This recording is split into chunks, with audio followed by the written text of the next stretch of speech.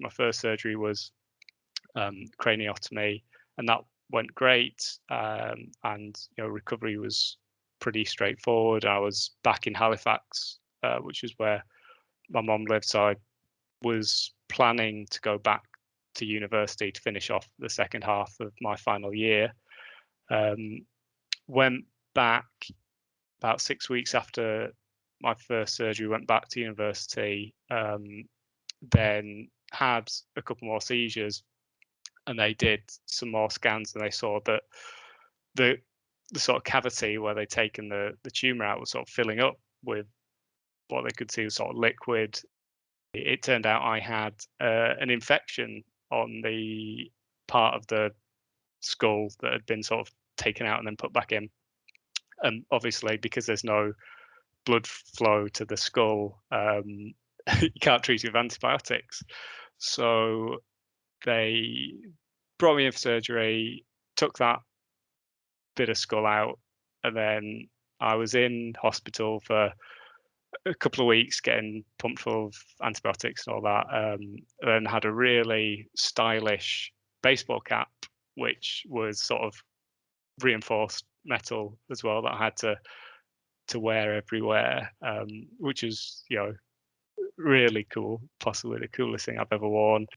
I think maybe about 6 weeks or so after that, went back in to have the metal plate put back in. So that was great. And then I was just sort of recuperating at home, knowing that like the plan was to go back to university in sort of the following year. And then I think in mid-January, started getting more seizures, and they took me in for an MRI, and they said, "Oh, bad news, your tumour's come back." It was in quite a tricky place to get to. So they proposed doing an awake craniotomy this time.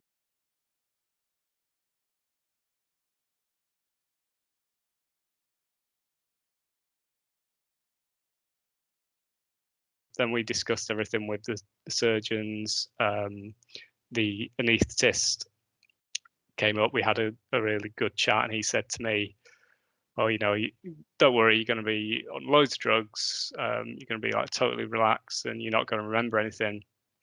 And obviously, I was on loads of drugs, and I was totally relaxed, but I can remember the entire thing. It's pretty exciting, thing to go through. After that, it was about 6 weeks of radiotherapy, and having the radiotherapy while finishing uni, and then a bit of physio at the end of that, doing dissertation stuff, and then recovery, trying to live a relatively normal life.